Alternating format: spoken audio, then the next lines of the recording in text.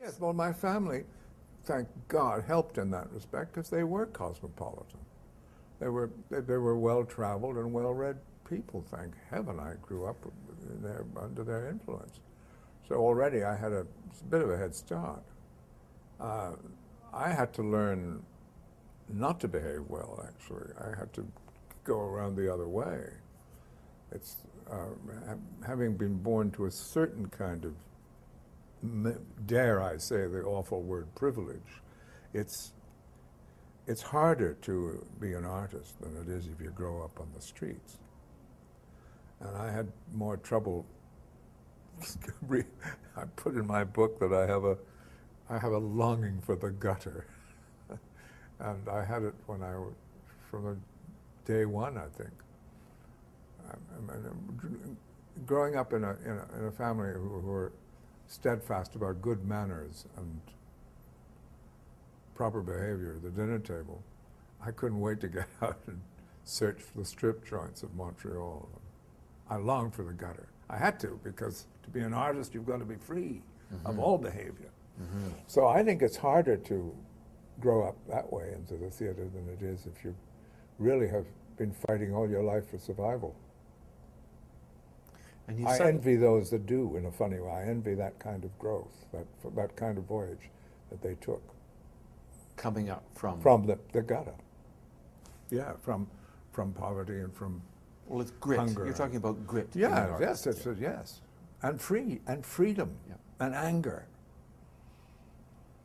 I didn't know what anger was until I was about 18. Then I realized that. I think when my mother died, I was angry about that. That made me angry. But you've kept the fires burning inside you as an artist. A number of artists get their 50s and 60s and the fires dim down and the fires go out. You haven't. There is something still burning in you. I saw it in the label. Yeah. You've got How to do you keep it burning? Well, you must. First of all, you must keep it burning, so you make sure that you do. And secondly, once you've been angry, I think it stays with you. And it's the old thing that you have to frighten the audience if you're going to be an actor of some stature. You have to be able to frighten the audience. I mean, you have to possess the great temper. All those wonderful critics that wrote about Irving and other great actors of the past, who said, and Keane particularly, who had the great temper, who could turn an audience to stone. You have to be able to at least attempt to reach that if you're going to play the tragedies, and indeed if you're going to make a tragedy out of some simple contemporary tale. You have to know how to be angry. Romeo is hopeless unless he can terrify you when he yells at the friar. He's got to show all the rage that poetry calls for. And if he can't do that, then he's no Romeo. In the Banishit speech. Yeah. And I remembered Agate often saying, I just saw somebody's Romeo, the old Vic. He was fine, very pretty to look at, spoke beautifully, no temper, no Romeo. Hamlet, the same thing, I think. Did you go to theater school, or did you naturally gain all this wonderful stuff? No, I didn't go to theater school. I think most of my life I've been an instinctive actor, what you'd call instinctive. I had an ear for music, and I had an ear for language, and I had a sense of mimicry. I used to mimic people all the time. I've given that up because it's so dangerous. Your Peter O'Toole was quite good. No, I didn't even try. I mean, actually, I can't get up that high anymore. I mean, Peter is on the piano. I mean, somewhere way up there. It's too high for me. I can't make it. And where did you learn your physical presence on stage? Because you have a physicality to what you do. Well, first of all, that's easy when you come from a family who were of athletes. They were very athletic. My aunt was a terrific golfer in those days when women were not particularly seen too often on the golf course. My grandfather was rackets champion of Canada for 5 years running. He was a tennis player way back when in the 30s, I used to watch them in the long white flannels and playing tennis. He had all the trick shots that he learned in rackets, all the sort of half volleys and under the legs that you see now. Incredible. And so we skied. Skiing was my favorite sport after tennis, both equally. And so I've always done sports. And so you never had to go to a theater school and stand in front of the mirrors and with your hand on the ballet bar and do your plies? No, I could have done that. It probably might have helped, but I didn't need to because I already had I think one's body, when you're used to sports, does its own work for you, you know? Leads you on, brings you on. Because you also express through your body. Yeah. You just do. When I see you, you know, when I saw you as a kid, I saw you in Cyrano and I see you in Lear. Yeah. You use it. Well, I think I think actors should. They've got to do it. Ever since the, Commedia dell'arte. I mean, it's all part of training, and that's there in your mind, even if you don't go to school. But I know I'm wandering into the advice territory again. But again, we have a generation of actors who bring one up on television, which is basically from here up and make sure your hair is pretty. Yeah. What do we do? Well, I don't think it's not their fault, of course. It's the idea that they can be stars in 5 minutes if if they hit it on the right day, if their timing is right, if they're in the right place at the right time, they'll be a star for about 5 minutes. And then they'll fade away unless they go and take it seriously and go into the theater and do things and do ambitious stuff and learn. Al Pacino is a marvelous example of a modern actor, although he's getting on now, but of that Italian street acting school that I'm so fond of, who loves words. He is one of the few left, I think, of that genre of player, of American acting, that adores words, and you can tell by watching him how he stresses, he elongates all the modern dialogue. And you just have to go and see him as Shylock in that film he did in Venice to see how well he handles Shakespeare. It's just a wonderful performance. He knows exactly how to stretch all the lines to give them their proper weight and their space, and to give poetry its full value. He has all that as an instinct. He did Herod, you see, of Oscar Wilde's on the stage. I saw it in New York. I mean, talk about a purple passage play, if ever there was one. Herod's language is more florid than, my God. And yet, he wanted to do it. But the only living actor who would want to do it. And he was rather marvelous in it. He made all those florid words, he gave them their full value, but he also gave it a wonderful kind of mafioso touch too that was very necessary for the character of Herod. He brought out all that part of Herod beautifully. Shakespeare. So my point is, if I may, that the young people who admire Al Pacino, who's still around giving terrific film performances, have a lot to learn by watching him, because most of that is a love of words that he is bringing, no matter what part he plays, to you. What is it that makes some people stars? Others just aren't, right? They're wonderful, they have great talent, but they're not a star. And I don't mean in terms of, you know, the publicity industry trying to make stardom to no, make you're more talking sales. about real stars. Real stars. Yeah, star actors or star singers or so. Yeah, I don't think you can explain it. I think one is born with a certain desire to command. It sounds like Napoleon, but there has to be a little bit of Napoleon in you to have the sort of confidence to come on and be able to command an audience. Now, if you have that already in you, And sometimes it's because of shyness that we talked about that made you and forced you to have it. If you're lucky enough to have it, then you start to learn how to execute it. And that's technique. And then you know, I mean, watching Olivier on stage later on in his life, as Othello, for example, you could see it work there, where he knew how to make the proper pause. He knew how to come on a few minutes late,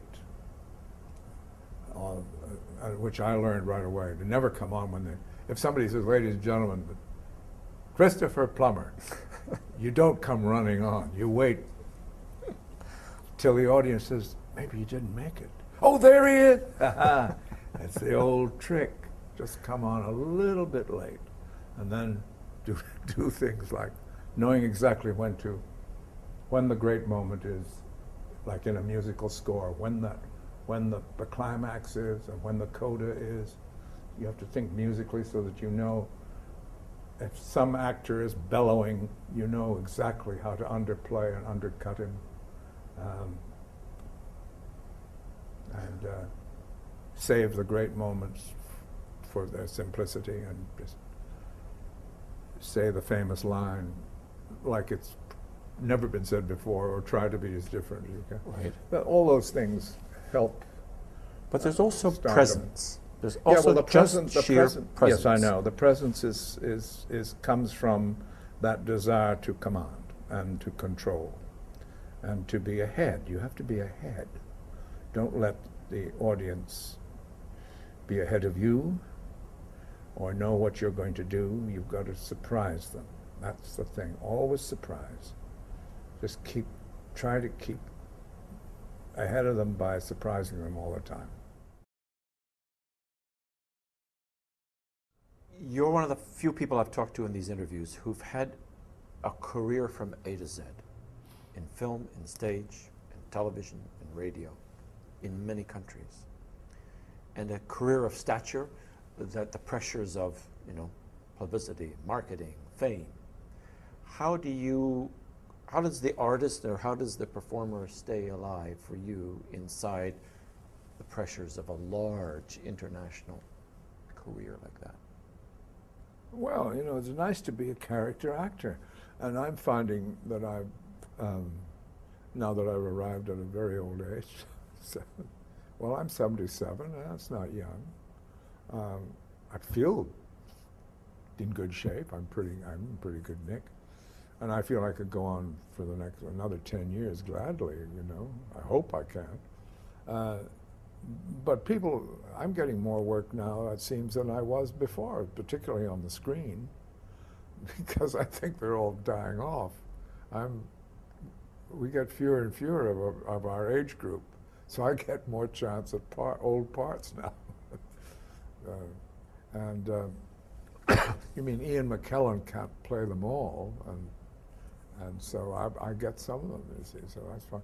And ever since The Insider that Michael Mann directed, my movie career shot up because it came up to another level again. It came up to an A level rather than a B level. And so I was getting much better scripts offered me and much better films. And I'm off now to do, for instance, Terry Gilliam, that mad, wonderful Terry Gilliam has written another fabulous, I think this time, very wonderful piece called Dr. Parnassus, with which I play the good doctor himself.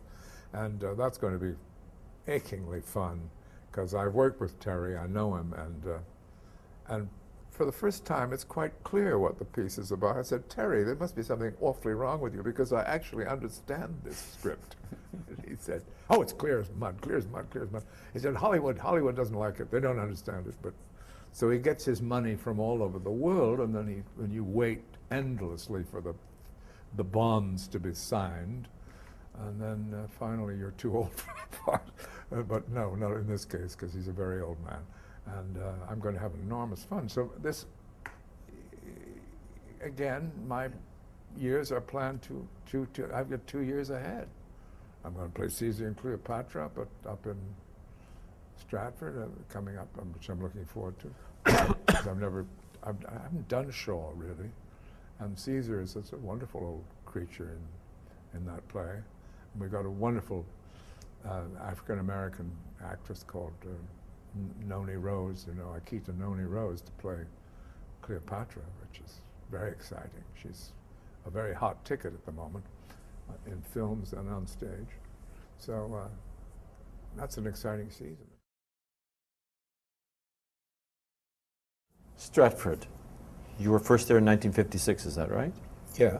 Henry V was Yeah. the first one? Yes. Were you in the tent? Well, the last year of the tent, so I got the feeling of what it was like. Yeah. And what was it like? Can't remember. Yes, of course I can. Oh, it was just marvelous, and I say in my stupid book that's coming out one of these days that it's a pity in a way that the tent kept everybody fresh, because it looked like it was temporary, It was something that perhaps might not last, this idea of a Stratford Festival. But God, we're going to kill them while it does. We're going to do the best work we can do. And when the building the next year was erected, and I came up to play Hamlet in 1957 under the new building, it was all marvelous and permanent, but it had somehow lost its sense of adventure. And it's the magic of recklessness that the tent made us all. It was rather like a circus. And Tony Guthrie was a circus man anyway. How, in what way? Well, I think his whole attitude toward the theater was like someone who loved the circus. He was a ringmaster. The way he moved people around wasn't like a normal director. It was rather like Le Cirque du Soleil, anyway, in a kind of, no one was better at filling the stage with running armies and swirling banners. No one was better than Guthrie at that. It was just brilliant. And his whole attitude of the theater was as if he took you as a child and led you to the circus. That was the magic of Tyrone Guthrie. It wasn't... And was he overpowering in rehearsal, or was he ebullient, or...? Oh, he was ebullient, absolutely, and funny. And he was an audience of 1,000 people when you worked for him. Of course, I must correct, because Michael Langham was the one who directed me in Henry V, but I did work with Tony in Twelfth Night with Andrew Aguecheek, and I had more fun than I've almost had in my life working for someone. I saw that. I saw you as Sir couldn't, Andrew Aguecheek, one of the first plays I ever saw. I have memories imprinted from, I can't remember who played Olivia, but she's imprinted there, and you're imprinted there, and it's strange how theater reaches into young imaginations and presses for the rest of their life.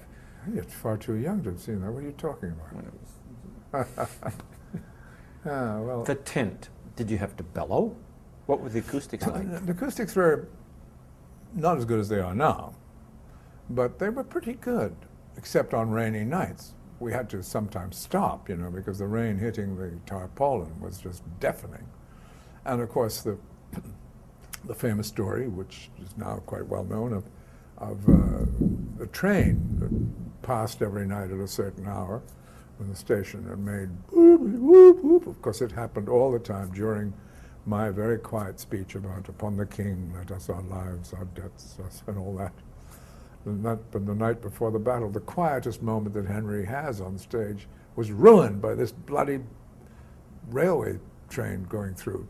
And I yelled at Tom Patterson, who was the founder of the theater, in a sort of mock temperament. I said, "We've got to change the time of the train. It's ridiculous.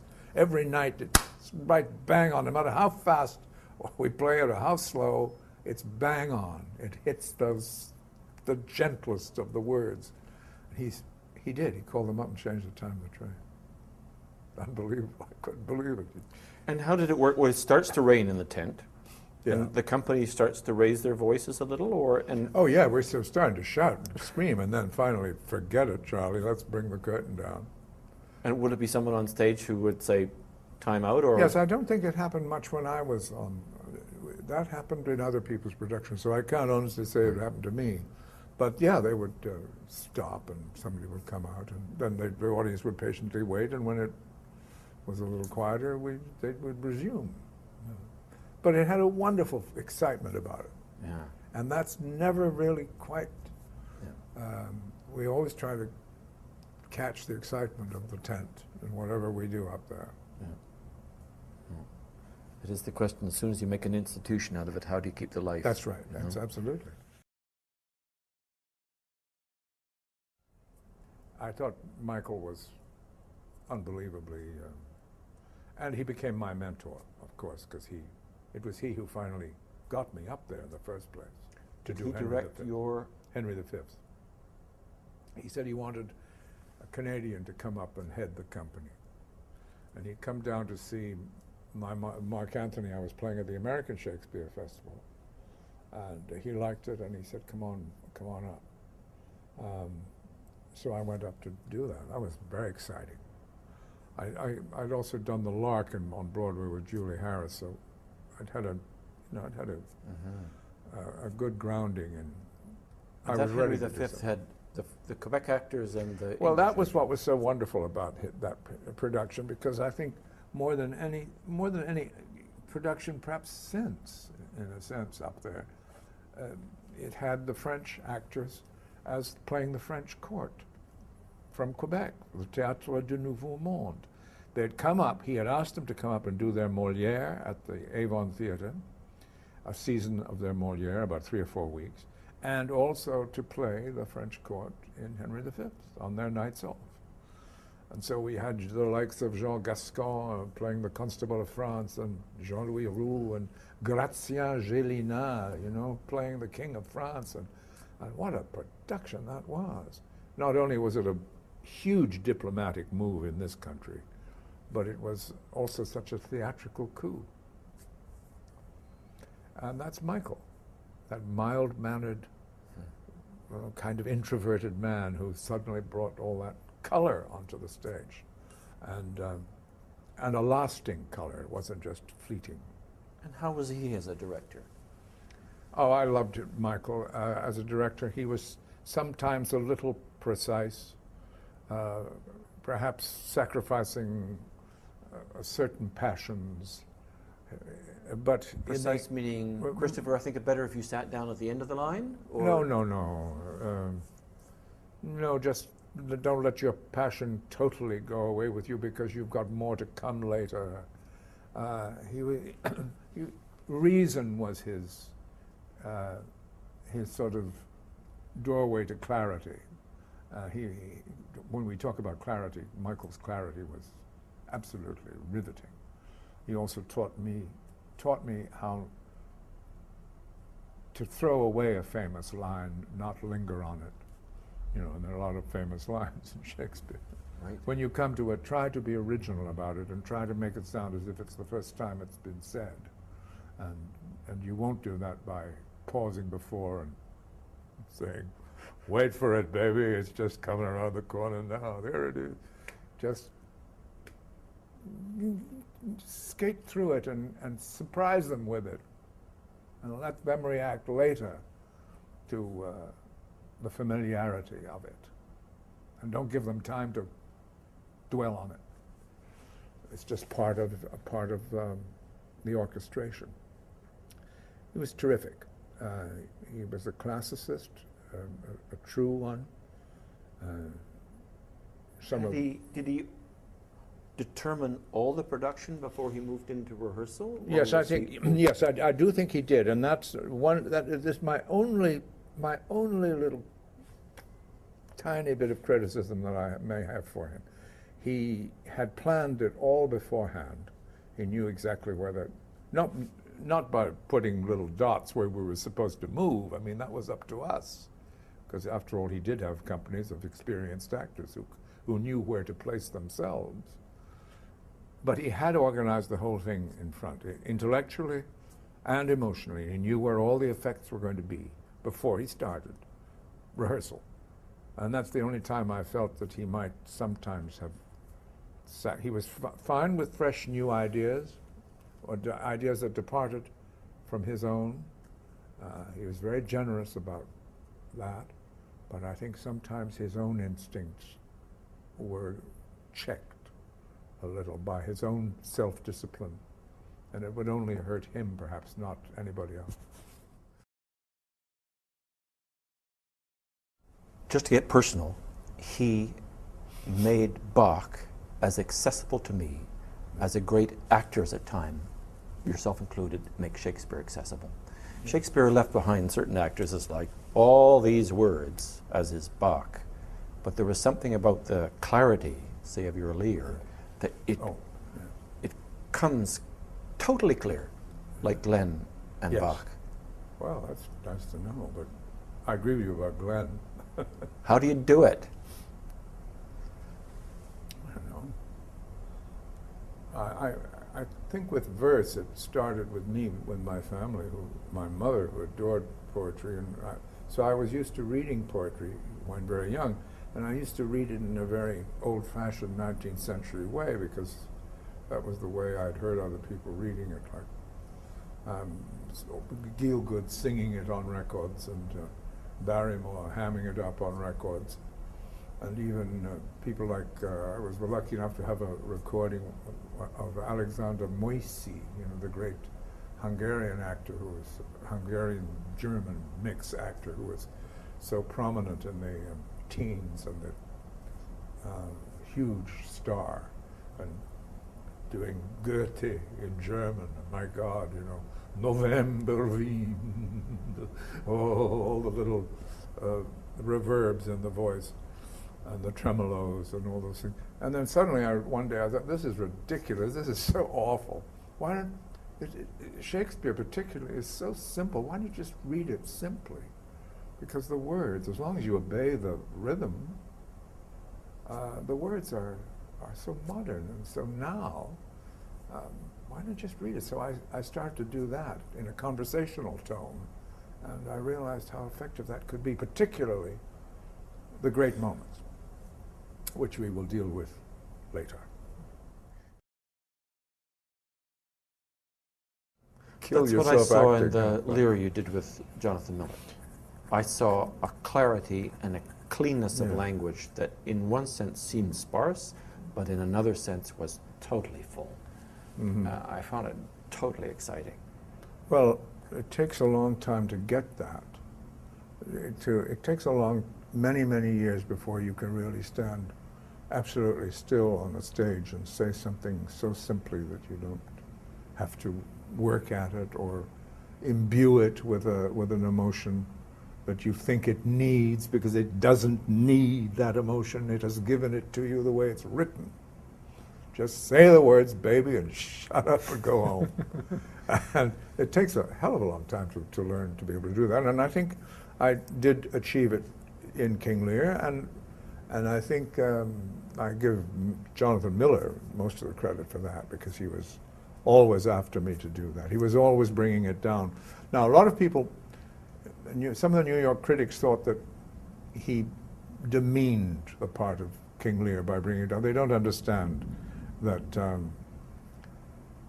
that you can be noble and small at the same time. I don't know where this idea of the nobility of Lear ever happened. He's certainly not a noble man at all.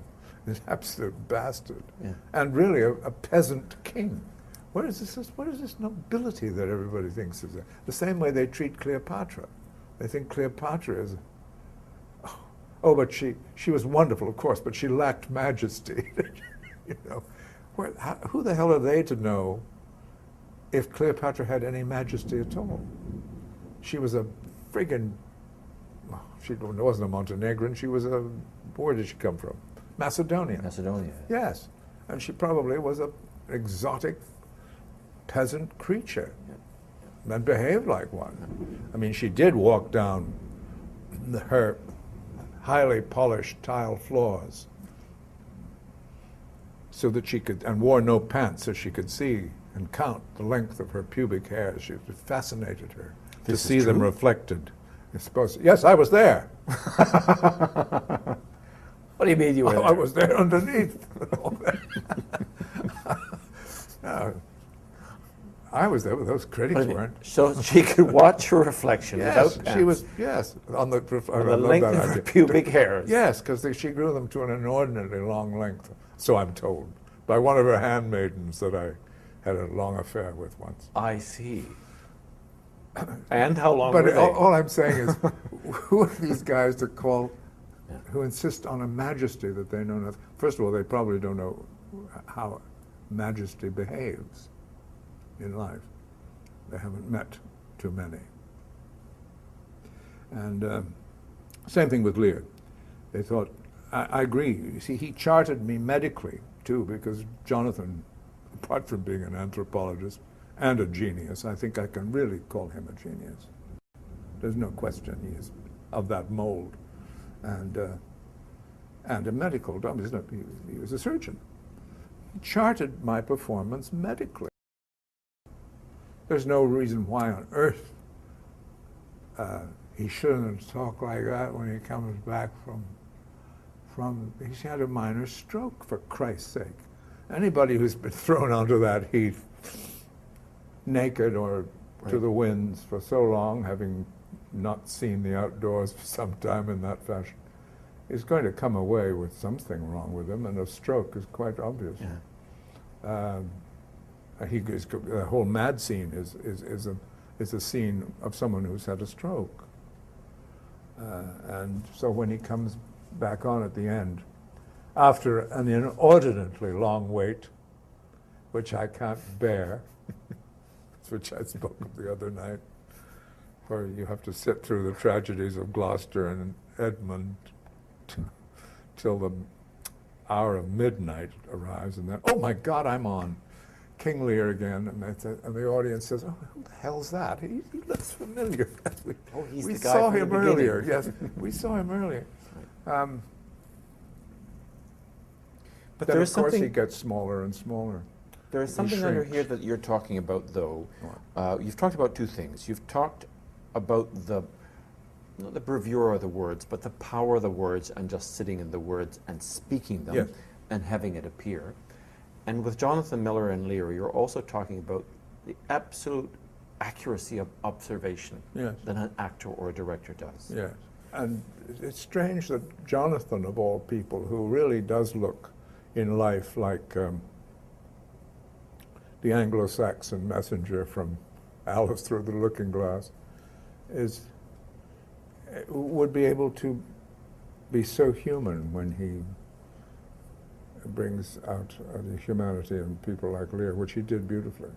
Because I remember that when I saw it, I was gobsmacked by watching the disintegration when you come out talking like that. And it threw a light onto Lear that I'd never experienced before. Well, the New York Times said the same thing. They got it. They got the fact that it was a disintegration, and it was pathetic and moving and human. Jonathan said, you know, it's one of the funniest plays ever written, Lear. He said, I know you're dying to do a comedy. Well, let's do Lear, he said. And it is a very funny play. It has some very funny lines in it. For example? Well, for example, after that long, wonderful speech about when he's denied his knights by his daughters, he's denied, we don't want 100 knights, what about 75? Oh, what about 25? Yeah, and what do you need 25 for? What about 5? Nay, what the hell with 5? What about 1? And he goes ape. And he does that wonderful speech about, oh, reason, not the need. I can't remember it. And he ends up with that, oh, fool, I shall go mad, you know, and rushes out into the storm. And there's a long pause. And Regan says, looking about her, as if he had not understood what they were talking about at all, says, but this house is little. And it should bring down the house. What do you mean? It's literal. You mean black humor, or? Yes, it's wonderfully black.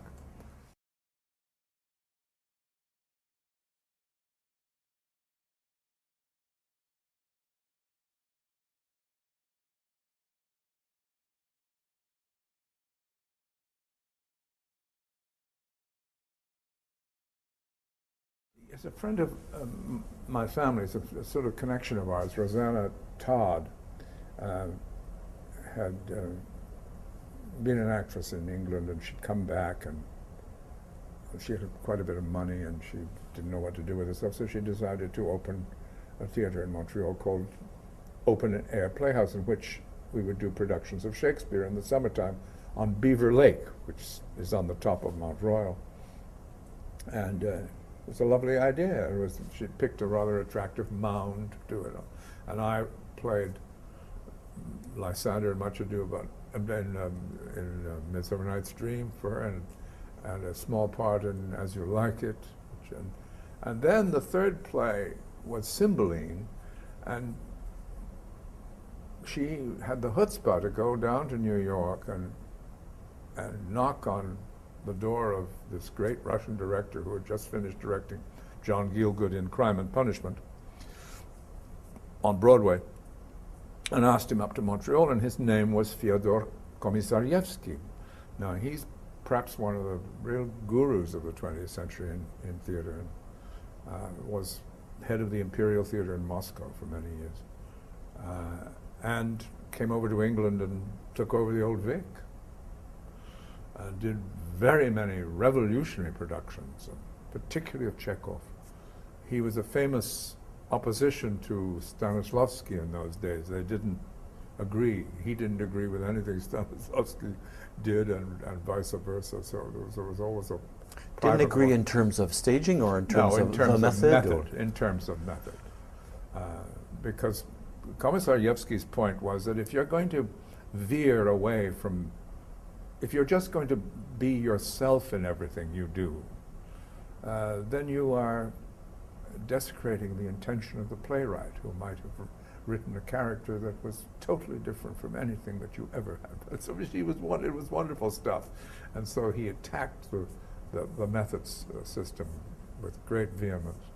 Was he reacting against 19th century acting, declamatory acting, or what had turned into melodrama? Oh no, he was on a par with them as far as that was concerned.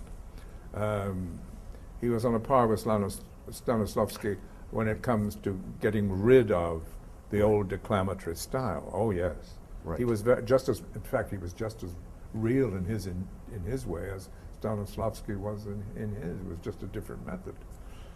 His idea was to be instinctive and do what the playwright asked you to do. It's not bad, it makes sense. And he was a wonderful old boy. I got him, of course, near the end of his life, but he was very original. He set Cymbeline in, for some incredible reason, don't ask me why, in the Second World War period. Well, maybe there is some sort of the king and ruling the country and so on during a wartime. But he had the audacity at the end to have us all, including William Shatner, who was in the production, playing Cloten. I had a bigger part than Bill. That I was posthumous, and I've never let him forget it since. He had us all at the end troop off up the hill and over into the sunset, singing, "We're off to see the wizard."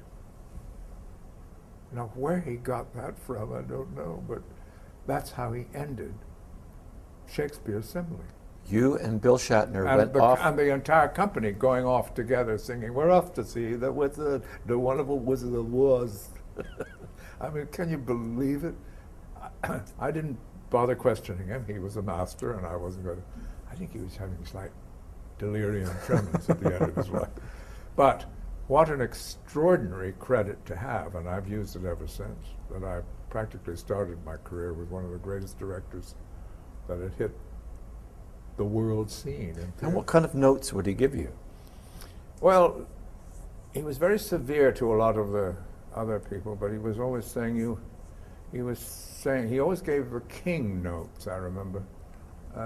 Person playing the king, Cymbeline, saying that you don't act king, you don't act king, I have everyone else make you king, you just walk on, you're so stupid, don't come on like that, no king does that. He was a bit like that. Perfectly simple, good sense direction. I can't tell you what brilliant innovation he had, except for the Wizard of Oz moment.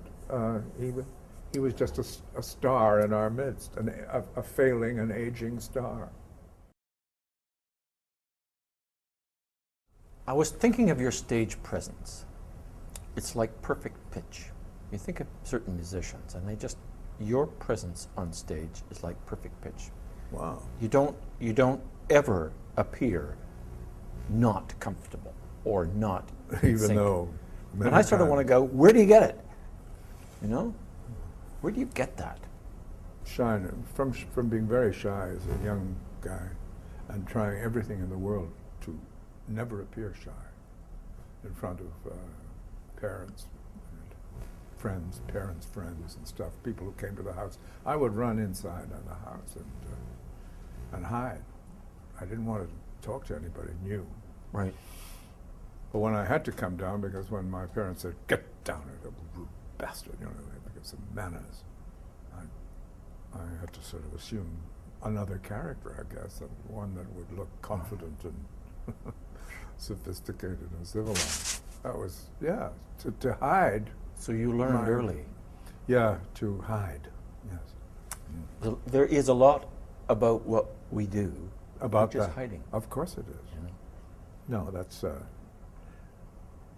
the thing that's always been with me. And of course, when you feel uncomfortable on the stage, which I have many, many times, particularly in parts that I feel I'm not right for, that I'm arrogantly thought I could play and discovered Right. 3/4 of the way through rehearsal that, shouldn't have touched that. You still have to go on as if you had mastered it. And at least do your duty in front of an audience, because you can't let them down, and you've got to, after all, you've got to entertain the troops, and no matter how comfortable or uncomfortable you feel. I'm totally envious. I could never learn it. And I too am shy. But I could never learn it. And when I'm wrong in a part, I am so nakedly bad. Yes. It's been a Oh, bugbear. come on! I don't believe that. But I mean, we all admit when we're wrong. I mean, I'm not one of those guys that says I'm never wrong. Of course we are. Neither are you. But you've got to have some safety net to carry you through, so nobody knows you're terrified. Like a soldier who goes into battle, who is absolutely. I'm sure most of them are absolutely terrified, but they're not going to show their comrades how frightened they are. Yeah. They're going to brave it, you know, and that's what cinema shows. But if a young actor came to you and said, I want to try to learn what you've learned, what would you say? Go read poetry? Go listen to music? What would you say? Well, I just say, no, I don't bore them to tears with telling them what they should do, because I'm too modest. I really am. It's not. But I say, go do plays. Go into the theater. You can make money, but always come back to the theater where you can learn your craft. You learn it as important, just as important for the camera to know the theater. It gives you such confidence.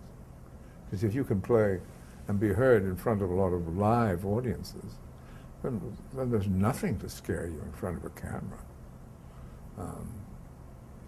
So do that, because then it'll train your whole body. We're just not looking at you in a close-up. It's your whole body and your whole voice and your projection. Learn how to whisper so that you can be heard to the back row. And then you're getting somewhere. But that's all I can say, because I don't want to bore them with, now you must read. That speech from Jacques, you know, all the world's a stage and I want you to do it for me tomorrow. No, I'm none of that jazz. They'll find out. Right.